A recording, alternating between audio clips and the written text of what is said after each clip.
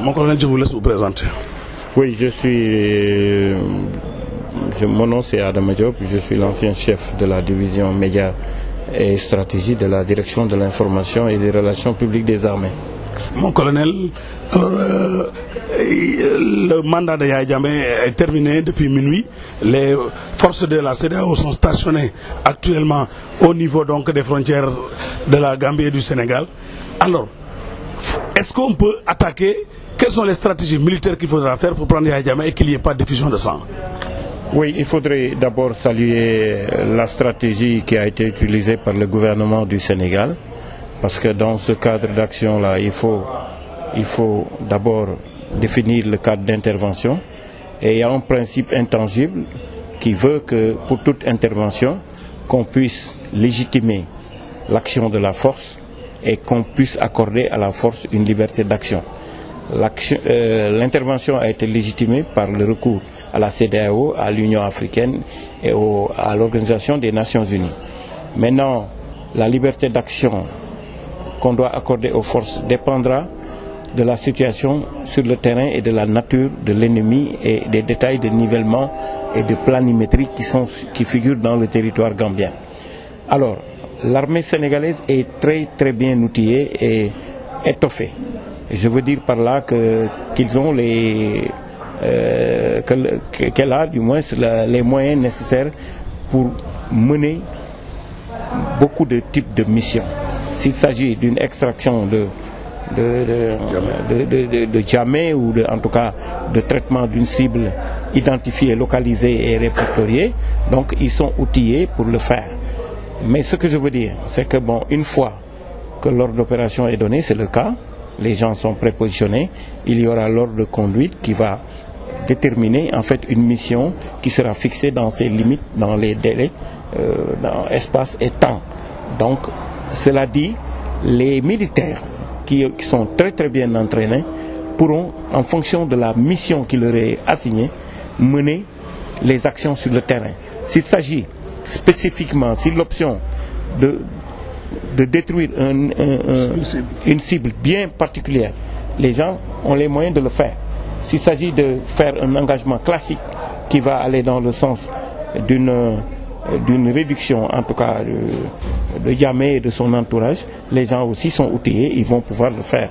Je ne suis pas dans le secret des états-majors, mais ce dont je suis certain, c'est que une fois que l'autorité politique décidera des choix à opérer, donc sur le terrain, l'état-major de la force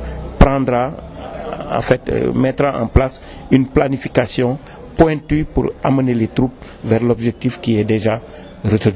On sent des lenteurs d'intervention. Est-ce que ce n'est pas que les États ont peur un peu du surarmement de Yaya Jammeh? Non, surarmement, je suis certain que Yaya Jammeh ne peut pas contenir la puissance de feu de l'armée sénégalaise. Ça, c'est avéré. Je ne parle de la CEDEAO pour ratisser large, mais je veux parler simplement, si c'était simplement le Sénégal. Sans parler maintenant des troupes de la CEDEAO qui vont agir ensemble sous le commandement du général Ndiaye. Mais ce que je veux dire par là, c'est que quand l'ordre sera donné, mais je vous donne ma parole, et les gens arriveront à un résultat. Bien sûr, il faudrait retenir une chose, compte tenu de la situation sur le terrain, il pourrait y avoir des dégâts collatéraux qui sont sujets à toute intervention militaire. Mais on ne le souhaite pas. Ce qu'on souhaiterait quand même vraiment, c'est de pouvoir agir le plus vite, promptement et avec exactitude et amoindrir les dégâts. Mais justement, mon colonel, comment extraire Yaya Jammeh, le capturer sans faire des dégâts du point de vue civil et de la population? Bon, ce que je veux dire, je ne peux pas entrer dans les détails, mais on a des cellules qui sont spécialement entraînées pour ce type d'opération. Je ne veux pas entrer dans les détails, mais si c'est une option qui est choisie, je suis sûr et certain que les gens pourront aboutir au résultat et réduire les pertes au niveau de la population civile, parce que l'objectif, les militaires sont bien entraînés. Les règles d'engagement, on ne les apprend plus au Sénégal. donc, et aux troupes de la CEDEAO qui sont entraînées pour ça. Ce dont je suis certain, c'est que une fois que cette option-là est choisie, les gens pourront y arriver avec le minimum de dégâts. Avec quelle stratégie? Oui, qui leur est propre et qu'on ne peut pas, bien sûr. Mais, voilà. Mais en ce moment-là, au niveau des renseignements, est-ce qu'il y a jamais toujours à Banjul? Bon, vous savez, moi, même si je détenais certains renseignements, le devoir de réserve ne me permet plus d'avancer. Mais ce dont je suis certain encore, depuis hier, en tout cas jusqu'à hier, tard dans la nuit, je savais qu'il était là-bas. Il était, parce qu'il a raccompagné le président mauritanien à l'aéroport. Il y a eu un avion de Air Royal El Maroc qui était également à Banjul. Est-ce qu'il l'a pas amené? Mais les gens sauront. Ça, c'est de toutes les façons, les autorités politiques et les renseignements là. Les gens ne sont pas aveugles. Hein. On a des services de renseignement très compétents et qui peuvent à la limite vous dire à la minute près ce qui se passe, non seulement dans l'environnement immédiat de la Gambie et du Sénégal, mais dans la sous-région. Mais justement, pour les populations civiles, qu'est-ce que vous leur conseillez en tant que militaire? Quel comportement? Vous savez, il est difficile de demander à la population d'adopter un comportement particulier à part réduire les mouvements. Bon, une fois que les opérations vont commencer, les gens n'ont qu'à se taire chez eux. Ouais, c'est tout. Mais on ne peut pas leur dire de déguerpir. Ce n'est pas l'idéal. Mais en tout cas, de réduire les mouvements. Et comme les forces vont intervenir à leur profit, de bien collaborer avec les forces. C'est tout. Mon colonel, maa ngi lay gërëm di la sant ci taxawaay bi ci wolof la ñuy def léegi situation Gambie bi minuit démb la mandat Yaya Jammeh jeex soldats yi nag dañoo jàppoon ne dañuy attaqué Yaya Jammeh génne ko mais ba tey attaqué wuñu lu tax attaqué wuñu Yaya Jammeh ba léegi soldats yi. xam nga civil yi dafa am loo xam ne xamuñu ko ci mbiri soldat mën nañ la jox lu ñuy wax ordre d'opération nga jóge fii nga jël say moyens nga dem benn barab taxaw xaar ordre boo xam ne beneen ordre bu ñuy wax ordre de conduite moo la koy jox nga dem def li nga war a def te bu ci nekk ak fu ñu mënti dem fa ñu mën a taxaw lu ñu mën a fa ñu mën a taxaw nombre de temps bañ fay def ak fu ñu war a jaar yooyu yëpp ci ordre yi lañ koy bind.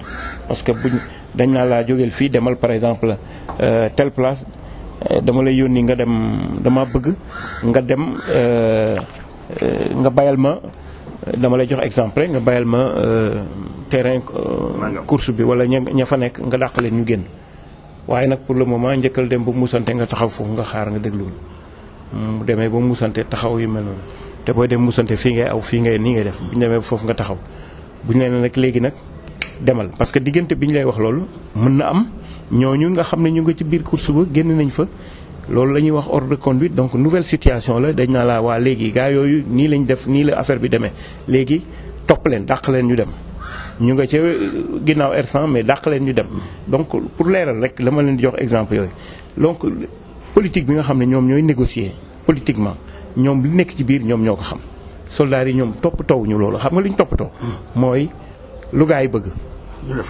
lu gaa yi bëgg lu CEDEAO bëgg comme force yi taxaw nañu ba pare lu CEDEAO bëgg ñu xam ko ba pare ñoom ci seen bopp seen xare yi ñooy xam loolu gaa yi bëgg fan la ñuy jaar ak nan la ñuy def ba am ko buñ ne dañu bëgg ñu jàpp président yi bu fekkee dañu bëgg mu jàpp ko xam nañ ñu koy jàppee. waaw mais tey jii ñu bëri nga jàpp ne soldats si attaqué wuñu ndax dañu ragal Yaya Jammeh ne dafa am arme yu bëri wala ñu koy jàppale ñu ragal ko. ma ne gars yi Yaya li mu yore yëpp gars yi xam nañ ko service de renseignement yi xam nañ ko te Yaya ak lu mu mënti yore mënul dékku armée sénégalaise mënul dékku troupe bu CEDEAO yi bu doon Sénégal kese sax mënu ko dékku. lu ñuy xaar CEDEAO mënu ko dékku ndax gars yi ko ëpp doole puissance de feu mu attan ko te même bu fekkoon sax am na ay ngànnaay yu sophistiqué il faut que nga am soldat yoo xam ni bëgg nañoo xeex il faut que nga am soldat yoo xam ni entraîné nañu. kon amu ko. mais dégg nga chef d'état-major bi ne du xeex deuxièmement ñoom entraîné wuñu expérience ak niveau de combativité bi Sénégal am mais Gambie amu ko kooku leer na ñëpp. waaw mais nu ñuy def ba jàpp Yaya Jammeh ba bakkan bañ cee rot ci civil yi loolu ban stratégie la militaire la ñu war a def. dina jafe mais bu fekkee option boobu lañ jël gars yi am nañu ay moyens ak xarañ boo xam ni dinañ mën a fexe ba dugg fu ñu war a dugg ba bu fekkoon ñu bari war nañoo dee donc bu amee ku dara dee tuuti lay doon. jamono ji est-ce que renseignement yi ndax soldat xeex renseignement bokk na ci éléments yi gën a am solo nga xam balaa nga faa dem est-ce que xam ngeen réellement nu Yaya Jammeh waajalee boppam ak soldat su fa ne ak yan moyens ngeen di utiliser. mën naa la wax fii ma toog ne gars yi li ñu xam ci Jammeh moom yaakaar na ne nit ñi xamuñu ci moom loolu. waaw lu leer laa la wax. luñ ci xam. lu bari fi mu nekk ak li mu yor ak yooyu yëpp gars yi xam nañ ko. xam nañ ko bu baax. lu leer laa la wax. waaw léegi ndax jamono ji ñu toll nii comme renseignement la ñuy wax ndax Yaya Jammeh mu ngi Gambie ci dëgg-dëgg ci jamono ñuy wax. bon am na loo xam ni aussi kenn du ci mën a dugg mais li nga xam ne moom laa la mën a xamal daal mooy moom fu mu dem ak nu muy def ak yu mel noonu gars yi ubbi nañ frontière bi fermé nañ ko te bateau yaa ngi ci géej gi donc lu jóg dinañ ko xam lu wàcc dinañ ko xam et puis gars yi ci seen liggéey am na noo xam ni moom la ñuy doxalee. bul yaakaar rek ne gars yi toog nañ nii ci frontière bi et cetera et tout mais. waaw man dañu doon xalaat ne avion Royal Air Maroc bi ñëw démb biir Gambie est-ce que yóbbaalewul Yaya Jammeh te soldats si xamuñu ko. loolu dese na maa wóor mais daal li wóor ba wóor mooy xam nga bu fekkee da nga nekk ci réew moo xam ni ñu bari dañ la contre loo fa def Yaya Jammeh bu fekkoon jóge na ci réew mi ba tey. wax nañ gars yi wax nañ ko Gambien ci boppam ñoo koy wax. kon soldats si mën nañu koo jàpp. soldat san. waaw CEDEAO bi ak commandant. bi nga xam ne Sénégal déggoo li ma wax nee naa la bu fekkee option boobu lañ jël. nañu xool. ban moo ci gën ci option yi. option bi gën daal man pour man mooy option bi nga xam ne ñu bari duñ ci dee. boobu la. force yi duñu am perte population civile yi duñu am perte. parce que objectif bi mooy Jammeh jóge ci nguur gi. meilleure option bi mooy ñu xool nu ñuy def ba moom ñu réduire ko à néant pour Adama Barrow mën a dem Gambie. moom colonel ñu ngi lay jaajëf. merci.